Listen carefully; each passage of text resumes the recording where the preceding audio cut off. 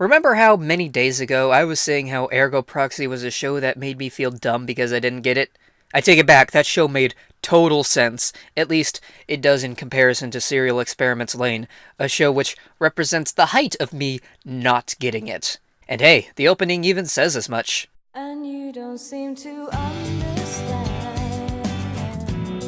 You are right. Opening, I do not understand. Please explain, Jasmine Rogers, lead vocalist of the British alternative rock/indie band BOOOY, whom performed the song Duvet, which serves as the opening of Serial Experiments Lain. Please explain to me what I do not understand, because seriously, I do not understand. If the purpose of that tangent was lost on you, let me act not like the show and explain. It was padding. I'm padding the opening of this video because I honestly don't understand the show, which severely limits the number of things I can talk about. Here's one.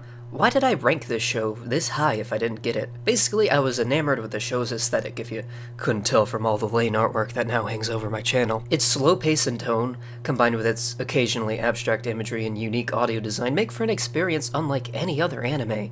Some shots will be utterly washed over in white, others drowning in the visual and auditory noise of a nightclub, all of which has some meaning I'm sure I'm missing out on, but more importantly, all feel arthouse, for lack of a better term. Holy shit, it's hard to write about this show. I really wish I was smart. Then maybe I would understand. The show's about the internet, a few years before everyone was on the internet, and a lot of writing on this show is about how it predicted how we interface with the internet, how it's come to affect our lives, and exploring ideas on how it might further affect us. And I'm ashamed to admit that most of that went over my head. There's at least one person who interpreted the show as a metaphor for suicide, and I'm like, what? I mean, I guess that's a valid reading, but still, what? Point being, this is a show with a lot of things to say. Things that are very easy to miss if you're not looking, and even if you do find things, your interpretations may vary wildly from either the consensus or what was intended, and there'd still be even more stuff to find, and alright, my head hurts. To close, I'll spout off one of the few interpretations I did manage to wrangle out of my head. This show's version of the internet is called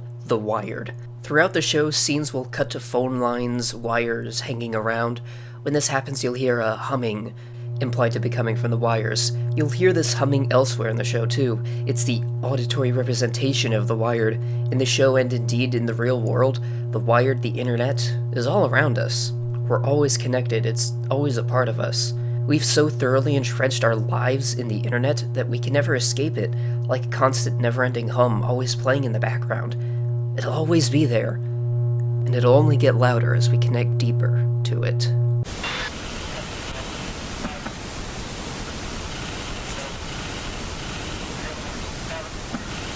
Thanks for watching day 20 of 31 Days of Anime 2017.